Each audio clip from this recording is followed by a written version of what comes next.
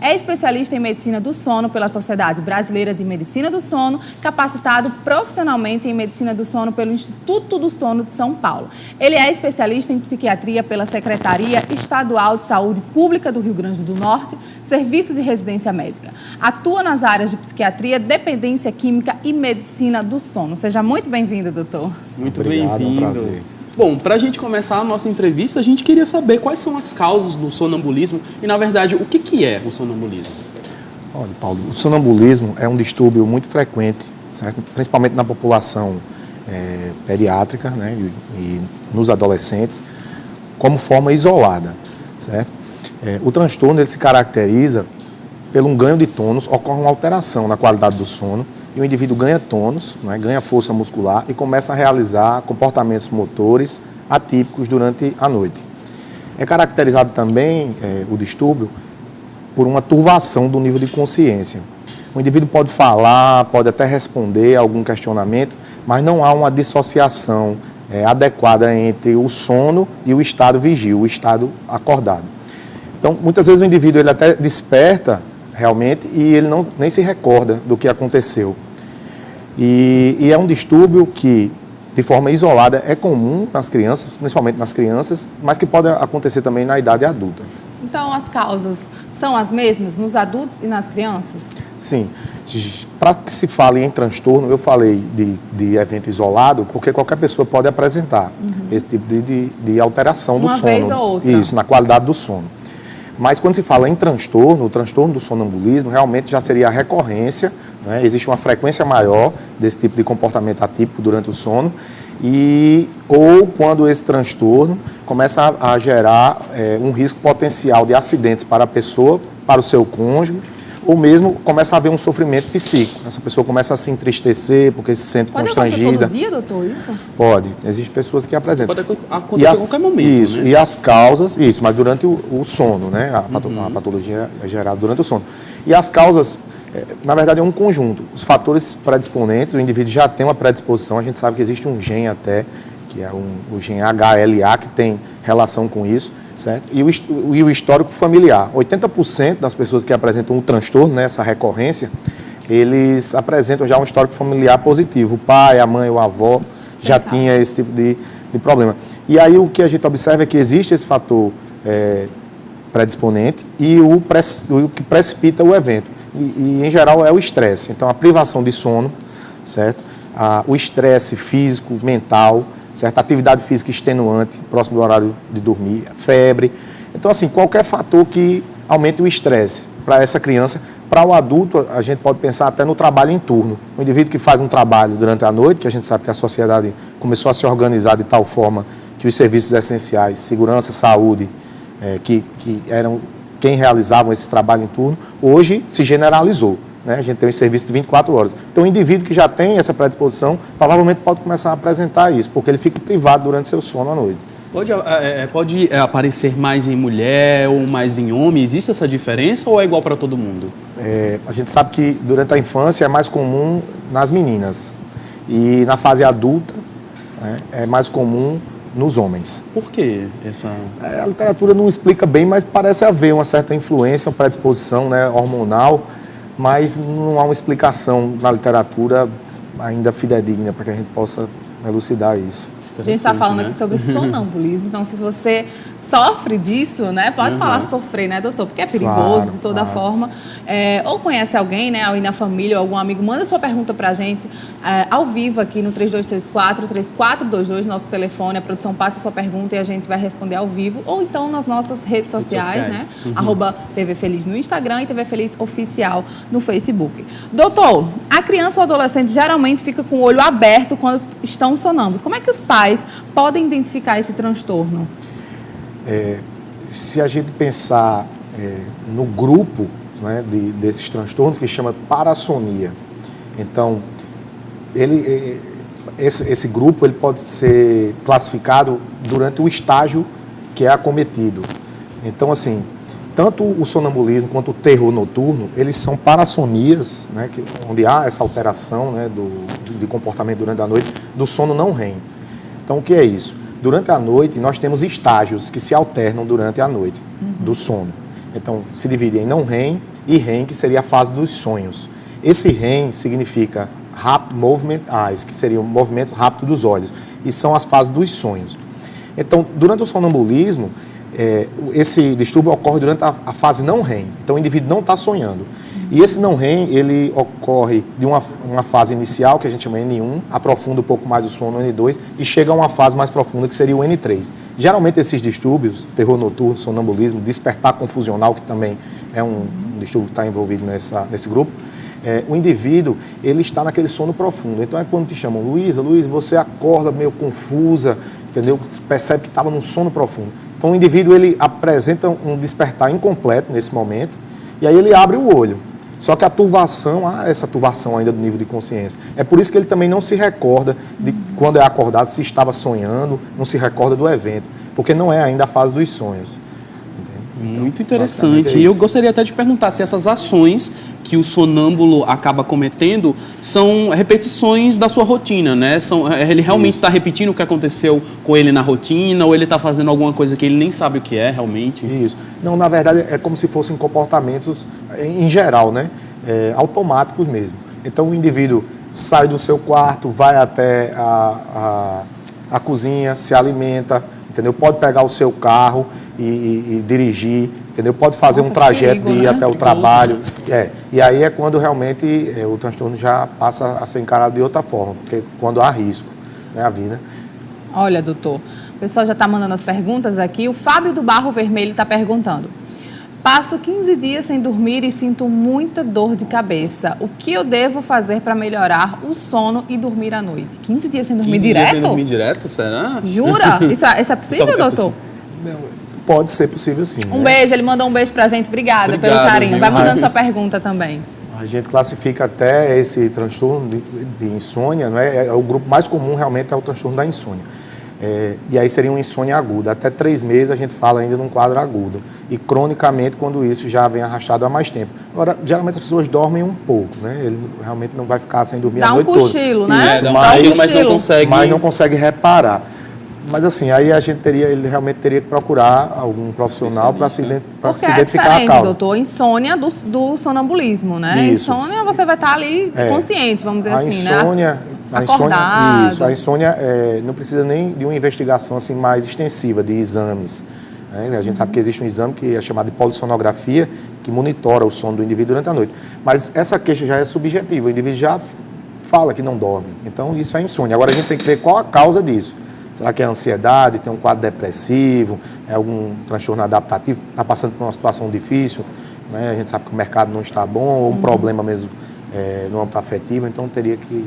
A insônia e o sonambulismo é como se fosse uma resposta, vamos dizer assim, de alguma coisa que você está sofrendo, né? Como você falou agora, se é depressão, se é ansiedade, mas esse transtorno, ele pode trazer outros problemas? Sim, pode trazer outros problemas porque o que há é uma abolição do sono. O sono é um fenômeno que é importante, né, para a nossa sobrevivência.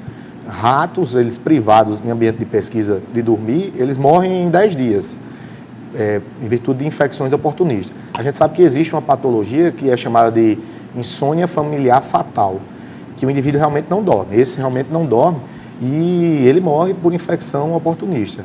Então, assim, o sonambulismo, ele começa a gerar um problema quando ele começa a fragmentar o sono, entendeu? Então, o paciente, às vezes, ele acorda, e aí ele acorda no meio da casa, não sabe o que estava fazendo, e aí ele fica ansioso, porque o que ocorre é isso, ocorre essa turvação da consciência, ocorre uma certa amnésia, ele não sabe o que aconteceu durante o evento, e aí ele retorna à cama, mas ele não sabe muito bem o que aconteceu, e ele começa a ficar ansioso. E aí demora a voltar a dormir. E na noite seguinte, ele já fica preocupado, porque isso pode acontecer novamente. E aí pode começar a gerar uma insônia. Porque existe esse fator cognitivo. Medo de dormir, né? Aí, e o insone, como o Fábio, né, que entrou agora em contato, o insone, ele se preocupa com esse fato. É o fato de não dormir mais do 16º dia. Sim. E no dia seguinte ele ter que trabalhar irritado, com diminuição do nível de cognição, né, de atenção. Então aí existe um risco maior, né, de acidente, de erro no trabalho, entendeu? E a gente sabe que a cronificação disso predispõe à depressão. Doutor, e é legal realmente remédios para dormir, né? Existem aí, as pessoas às vezes ficam com insônia, né? Ficam com medo de não conseguir dormir, como a gente está falando. E tomar remédio realmente é legal ou não?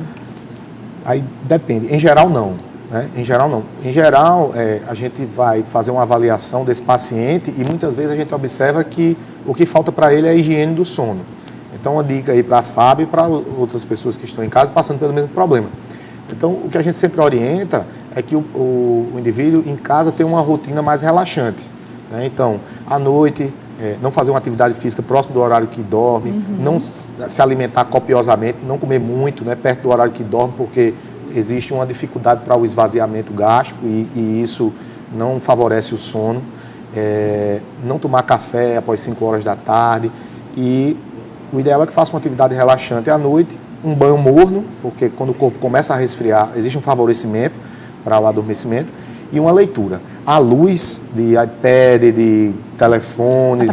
Atrapalha, porque para o cérebro é dia. O cérebro capta isso como dia. Então, ele não libera melatonina, que é uma substância importante para a promoção do sono. Na verdade, houve a grande mudança do comportamento humano, foi a partir da invenção da luz. Porque todos nós dormíamos à noite. À noite não existia luz, então nós somos programados para dormir à noite. E com essa invenção, então, mudou-se o comportamento. Existem diversos mitos em relação ao sonambulismo, né? Principalmente a questão que não pode acordar ou pode acordar. O que a gente deve fazer quando a gente se depara com alguém que está, naquele exato momento, sendo sonâmbulo? Isso. Olha, para o parceiro que dorme com um sonâmbulo, ele deve sempre sair da cama, certo? Sempre sair da cama, porque o sonâmbulo ele pode ter um comportamento mais brando, mas pode ter um comportamento mais agitado e violento. A violência não é comum, mas pode. Então é melhor que o parceiro de cama saia da cama e que deve-se haver sempre um cuidado, né, com objetos, né, pontiagudos, cortantes no quarto. O cuidado sempre com a proteção do ambiente, para que aquele indivíduo não se machuque. Certo? Então, assim, o indivíduo levantou da cama e começou a andar, o parceiro deve tentar apenas conduzi-lo, ou o responsável, se no caso for um pai, a mãe que está com a criança, conduzir a criança até a cama novamente. Não deve acordar a criança, por quê? Porque ela está dormindo. O sono ainda é presente. Ela não apresentou um despertar. Por mais que ela esteja com os olhos abertos, né, mas quando se observa que ela não responde aos comandos, né, que fala coisas sem sentido, que está fazendo movimentos, né, estereotipias, movimentos sem uma finalidade, então provavelmente fala a favor disso. Então é conduzir até a cama e tentar fazê-la dormir. Porque se desperta, a criança pode despertar e aí gera essa ansiedade, porque ela não sabe o que aconteceu. Fragmenta o sono, no dia seguinte está cansada, fadigada, então irritada. O mais indicado é não acordar realmente a pessoa. Isso. Existe algum tempo específico que ela fica nessa fase de sonambulismo? Existe um tempo exato ou se deixar ela pode ficar por muito tempo? Pode, a literatura fala entre 1 e 10 minutos, mas isso pode se prolongar até 1 hora. Sabe? Mas em geral é breve, né? É um comportamento mais breve. Estamos conversando com o Dr. Paulo, ele é psiquiatra, a gente está falando sobre sonambulismo. Se você tem sua dúvida, pode mandar para a gente. Estamos perguntando, respondendo aqui ao vivo para o doutor no 3234-3422. Pode ligar que a produção passa a sua pergunta. Quem ligou agora foi a Conceição de Rego Moleiro e perguntou: meus pais são idosos, sofrem de sonambulismo. Ambos andam pela casa à noite, já caíram e se machucaram. É comum na terceira idade? O que a família pode fazer para ajudar, doutor? Bem, não é comum, né, na terceira idade. A gente sabe que é comum em geral na infância. Mesmo até 17% das crianças podem apresentar. Criança e adolescente, o pico é entre 11 e 12 anos de idade. Adultos, né, que permanecem com esse transtorno, ao redor de 5% deles podem permanecer com esse tipo de transtorno. E agora, assim, um idoso apresentar esse comportamento apenas nesse momento da vida, então é melhor que seja bem investigado, porque podem haver outras causas aí por trás. A gente sabe que geralmente o idoso ele já apresenta outras doenças, né? Hipertensão, diabetes. Logo os dois, isso. Né? Outra coisa é que, como eu disse, na verdade, qualquer fator de estresse pode gerar, né, o sonambulismo. E qualquer um de nós pode ter também, se passarmos a utilizar, inclusive, álcool, né, medicamentos sedativos, certo? Ou algum medicamento que ele possa estar utilizando e que possa estar alterando a qualidade do sono ou fragmentando o sono. A gente sabe que também é comum, né, na terceira idade, o indivíduo ganhar peso, né, pelo seu próprio metabolismo, né, e às vezes por as doenças clínicas que já estão envolvidas. E aí pode predispor a um outro distúrbio, que aí é a apneia do sono. E aí, esse distúrbio, ele fragmenta o sono. O indivíduo ganhou peso e aí ele começa a roncar e começa a apresentar umas pausas respiratórias durante a noite. E como diminui muito o fluxo aéreo, começa a acumular gás carbônico a nível cerebral. E para o cérebro, ele manda um sinal, acorda para respirar. Então o indivíduo tem um micro despertar, ele desperta um pouco, volta a respirar e não se dá conta que despertou. Mas esse fato, esse momento, né, e isso ocorrendo várias vezes durante a noite, pode fragmentar o sono. E aí ele pode começar a apresentar, inclusive, o sonambulismo.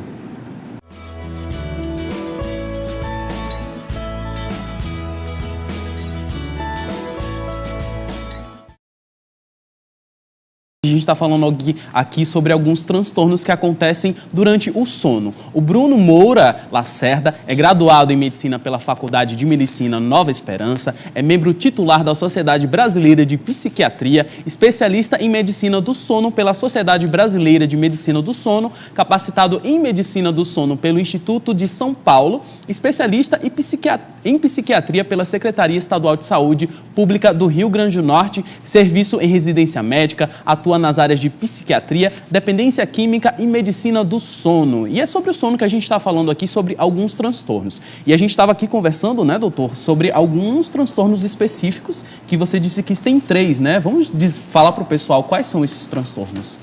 Bem, dentro do sonambulismo, dentro das parassonias, né, no estágio do sono não REM, né, nós temos 3 distúrbios, que seriam o despertar confusional, né, que o indivíduo pode ser despertado durante a noite e apresenta-se confuso e começa a apresentar alguns movimentos atípicos.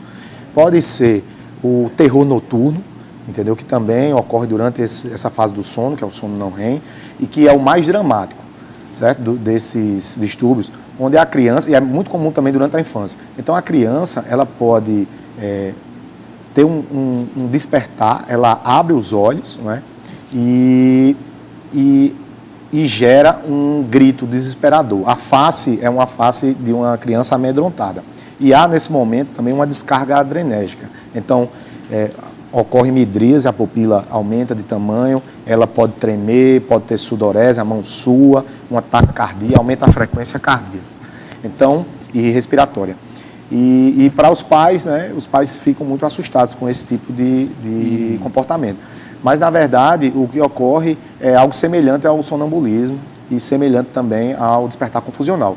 Ocorre uma alteração, né, da qualidade do sono, as redes neuronais, né, que deveriam agir e interagir de uma forma, né, mais harmônica, elas acabam desafinando, né, e com isso gera essa dissociação incompleta entre o estar acordado e o estar dormindo.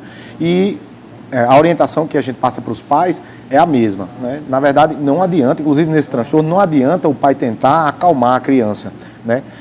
Ela não vai ser não vai ser acalentada, não é? Pelo comportamento, né, do pai. Isso pode aumentar e intensificar esse distúrbio. Então é aguardar, nesse caso é aguardar, entre 1 e 10 minutos. E com adultos também acontece, né? Às vezes de gritar no meio do sono. Seria do mesmo jeito, da mesma forma? Não, em adultos o mais comum é a fala mesmo, que chama sonilóquio. Então o indivíduo pode falar, pode gritar durante a noite sem apresentar nenhum comportamento motor. Na criança que geralmente é mais comum esse transtorno, mas que a gente reforça o caráter benigno, tanto do sonambulismo quanto do terror noturno, que com o crescimento há uma involução disso. É como se houvesse um amadurecimento das redes neuronais. Doutor, eu falava muito quando eu era mais nova. Minhas primas falavam, que saco, você fala muito, você mexe muito, levanta. Por que acontece isso? É sonambulismo? Não, o falar tem mais relação quando, primariamente, quando não há comportamento, né, motor, então seria mais o sonilóquio mesmo. Muito interessante, né? A gente está tirando várias dúvidas aqui. Com certeza que é comum, né? Quando eu era mais nova, aí eu tinha medo. Eu falava, gente, eu juro, não é porque eu quero. Mas assim, acontece com muitas pessoas, né? Como você falou. E o doutor Bruno está tirando várias dúvidas com a gente. É verdade. E agora a gente quer saber como é que é feito o tratamento para como é que se chama? Um sonambulista, vamos dizer assim? Sonâmbulo. É verdade. Sonâmbulo, é verdade.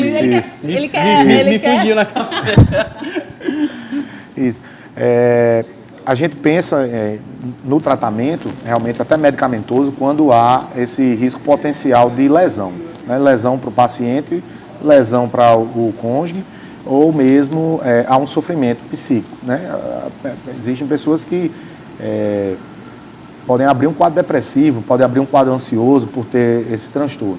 Certo? Então, quando criança, a gente sempre prioriza isso, que é um transtorno benigno, que isso pode passar, então a gente tenta não medicar. Então, a gente orienta, né, essas medidas de proteção, barreiras, telas, tira a chave da porta, porque pode acontecer isso. Pelo fato de sempre abrir a porta, né, e ter esse comportamento já automatizado a nível cerebral, então o indivíduo pode ir até a porta, abrir uma porta que estava fechada, mas que a chave estava lá.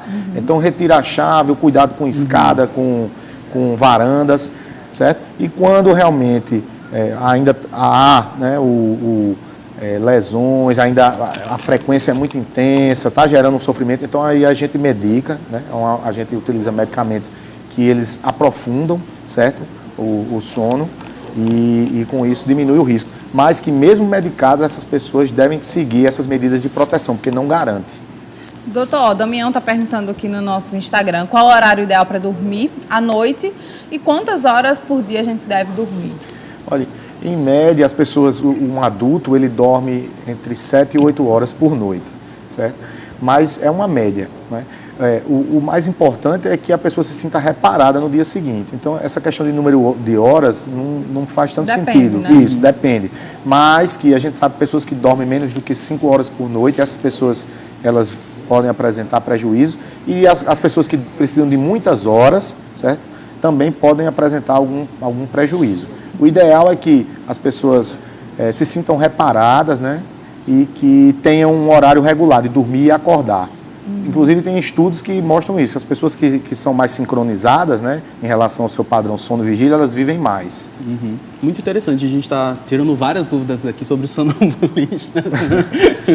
Sonâmbulo, gente, por favor, né? Eu queria saber, muita gente às vezes tem um sono mais pesado. Outras têm um sono mais leve, né? Qualquer coisa acorda. Existe algum problema aí para quem está dormindo muito pesado ou para quem está dormindo muito mais leve, que acorda sempre? Entre os gêneros, a gente sabe que as mulheres têm uma tendência a ter insônia. Elas têm uma dificuldade para iniciar o sono, até pelas variações hormonais. Os homens, eles apresentam uma maior quantidade de sono N1, não REM1, que aí seria essa fase inicial do sono. Então, o homem tem uma tendência a um sono mais superficial, certo? E aí tem uma tendência maior à fragmentação do sono, né? Qualquer estímulo, né, do ambiente pode fazer com que ele acorde. E as mulheres têm mais dificuldade de iniciar o sono e possuem mais N3, que seria um sono mais profundo. Então, também, quando dormem, já tem mais dificuldade de serem acordadas. Só que, como a gente estava falando de outros transtornos, então o homem tem mais frequentemente um distúrbio do sono que chama-se apneia do sono, em virtude da testosterona. E aí, quando existe a soma, né, essa união de uma mulher que já é insone, né, e com um indivíduo que tem apneia, que ronca, então é um grande problema para o casal, né? Nossa, imagina. Você ronca, Luísa? Não, tem cara. Que eu saiba não, né? Meu namorado não quer me falar isso. O pessoal que está perguntando nas redes sociais, o Marcos Jaguar, ele está perguntando, é curiosa a pergunta dele. Tomar leite à noite provoca sonho? Sonho a gente tem toda noite, né? Porque o sono, ele ocorre, na verdade, uma alternância entre estágios. Então, nós temos o N1, um sono mais leve, N2, N3 e um REM, que aí é a fase dos sonhos. Essas fases, elas se alternam entre 70 e 120 minutos, em média 90 minutos. Então, se eu pedisse para que você dormisse, Luísa, após 20 minutos, após 90 minutos, né, percebendo que você realmente dormiu, provavelmente você vai estar em REM, na fase dos sonhos. Agora, nem sempre a gente lembra do sonho. Eu ia até perguntar, por que a gente às vezes não consegue lembrar do sono? Do sonho. Isso não existe uma explicação para isso, mas a gente sabe que toda noite a gente sonha e nem sempre a gente lembra do sonho. O que pode estar acontecendo com o nosso amigo é que o alimento rico em leite, né, ele é rico em triptofano. Então, queijo, leite em si, os derivados de leite, ele é rico nesse aminoácido, e esse aminoácido ele é convertido em serotonina e em melatonina. Entendeu? Então, a melatonina tem essa relação com a promoção do sono. Então, talvez ele esteja dormindo melhor, né, utilizando um leite. É tanto que a gente até orienta para que as pessoas que têm insônia tomem um leite morno também à noite, e podem ajudar para evitar o uso da medicação. Quem ligou a TV agora, a gente está falando sobre transtornos do sono, né, sonambulismo. Doutor, queria saber assim, quem tem esse problema, né, quem é sonâmbulo, que já foi realmente detectado, como é que faz? Tem cura? Existe essa tendência, né, de que pode haver uma melhora clínica, né? O mais comum é isso. E pode-se também fazer uso de medicação quando há já esse transtorno, o potencial a risco, a lesões, né, físicas, psíquicas. Então a gente pode medicar, entendeu? Mas sempre tentando retirar a medicação com o tempo, porque a gente sabe que com o crescimento dessa criança há uma tendência à melhora do quadro. E quando adulto, que persiste até a fase adulta, a gente tem que orientar o paciente de que são os momentos de estresse que realmente pode precipitar o evento, e nesses momentos aí ela pode lançar mão da medicação. Muito interessante. A gente está conversando aqui com o Dr. Bruno, que está tirando várias dúvidas. Então, se você tem sua pergunta, manda para a gente no @TV Feliz no Instagram e TV Feliz Oficial no Facebook. É verdade que existem mais de 100 distúrbios do sono e elas são divididas em categorias? Explica para a gente melhor, né, como é que a gente pode identificar um distúrbio de sono. A gente sabe que existem quase 85 distúrbios do sono. Eles são divididos em 8 categorias. O distúrbio mais comum é o grupo das insônias, certo? E quando eu digo grupo das insônias é porque a gente pode investigar qual a causa que está gerando aquela insônia, né?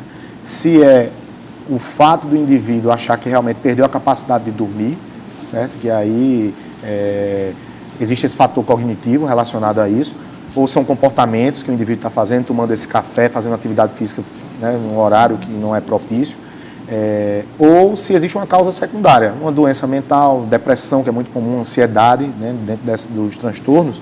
Os mais comuns realmente são os quadros depressivos e ansiosos. Ou um quadro doloroso, o paciente que tem dor crônica, né, o paciente que tem asma, uma doença clínica, um estado febril, então isso aí já pode começar a gerar uma insônia. E realmente pode considerar que quem está tendo muita insônia, né, está com esse problema para dormir, já pode ser um sintoma de depressão, doutor? Não, pode quando na verdade a gente não sabe bem o que começa primeiro, né? Às vezes um paciente que está abrindo um quadro de depressão pode começar inicialmente a apresentar uma insônia e abrir um quadro depressivo. E a gente sabe também que os pacientes que apresentam já uma insônia crônica, eles têm uma chance maior de apresentar depressão. Então, as pessoas que apresentam depressão, na verdade, elas apresentam outros sintomas, né? Apresentam um humor deprimido, perde o interesse nas atividades que realiza, ou tem a anedonia, que é a falta de prazer nas atividades que costumava fazer e que geravam prazer. Associada a isso, alteram o apetite, geralmente diminui o apetite, a pessoa perde peso, ocorre uma lentificação motora, se sente mais lenta para realizar as atividades, diminui a concentração e muitas vezes apresenta ideação suicida, com plano, às vezes até, que aí já merece uma intervenção até mais rápida, porque denota a gravidade já do quadro. Muito bacana, né? A gente tem mais uma pergunta aqui do nosso telespectador. Barbosa do Guarapes pergunta. Ele tem 61 anos e acorda com sensação de morte e falta de ar. O que pode ser isso? Bem, ele pode, se isso também ocorre durante o dia, existe um transtorno que é chamado transtorno do pânico, certo? Mas a gente sabe que à noite esse transtorno pode ocorrer também, chama-se de pânico noturno. Então, o indivíduo ele apresenta uma sensação de que está morrendo, uma sensação de morte iminente, né? ele apresenta um aumento da frequência cardíaca, um aperto no peito, pode haver dor abdominal, uma sensação de sufocamento. Então, assim, a ideia é realmente de que está morrendo. Mas, claro, antes de pensar nisso, deve-se haver uma investigação de outras doenças clínicas, né? Principalmente doença cardíaca, doença pulmonar, problemas na tireoide. Existe até uma alteração a nível cerebral que ocorre, que é a despolarização do lobo temporal, então que é investigado também com exame. Então, assim, ele deve passar por um profissional, deve realizar exames, descartar problemas orgânicos, para depois pensarmos nesse tipo de distúrbio. Mais uma pergunta chegando aqui. A Kátia do Alecrim está dizendo que tem 50 anos e ela dorme 36... Calma, vamos ler de novo. Ela está falando assim, dormir 36 horas seguidas, dias depois dormir 48 horas seguidas, o que pode ser isso? Tá dormindo demais. É isso mesmo? Ela tá acontecendo com ela? É isso, gente? É isso. Ficou um pouquinho confuso, né? Deixa eu ler de novo. Vamos ver se TP de novo, gente, por favor, para eu ler de novo. Ela tá dizendo assim, tenho 50 anos e dormir 36 horas seguidas, dias depois dormir 48 horas seguida. O que pode ser isso? Eu acho que ela está falando o que aconteceu com ela, né? Mas provavelmente ela deve ter ficado privada de sono, né? Acredito que ela tenha tido uma privação de sono, né, importante aí, alguns dias, ou pelo menos um dia, e aí dormiu dessa forma. Realmente não é comum. A gente sabe que existe uma variante da normalidade. Existem pessoas que precisam de mais horas de sono e que muitas vezes são até caracterizadas como pessoas que não cumprem, não honram seus compromissos, entendeu? E que, na verdade, não. Essa pessoa, desde criança, ela apresentava, né, essa tendência a um número maior de horas para que repare, né, tanto os seus tecidos quanto a sua mente. E existem pessoas que também precisam de poucas horas para se sentir reparada, entendeu? Então, assim, nesses dois extremos, o mais importante é isso, se há um prejuízo no dia seguinte. Até para os insones, né, as pessoas que não dormem bem, que se queixam de insônia, muitas vezes chegam até o consultório e falam que não dormem. Mas a gente sabe que existe também uma alteração, né, a nível de percepção, que se chama insônia paradoxal. O indivíduo acha que não dorme, mas ele dorme. E aí, muitas vezes... ele não tem a sensação que estava dormindo. E aí, muitas vezes, a mãe ou o cônjuge diz, mas doutor, ele dorme a noite toda, mas eu não durmo. Mas no dia seguinte você se sente mal, você tem algum prejuízo no dia seguinte? Não. Isso já chama a atenção. Se não tem nenhum prejuízo no dia seguinte, então provavelmente dorme. E aí, nesse caso, a gente, em geral, pede o exame de polissonografia, ele dorme monitorado e aí a gente observa e dormiu. Mas mesmo assim, às vezes ele diz... Esse exame não é meu.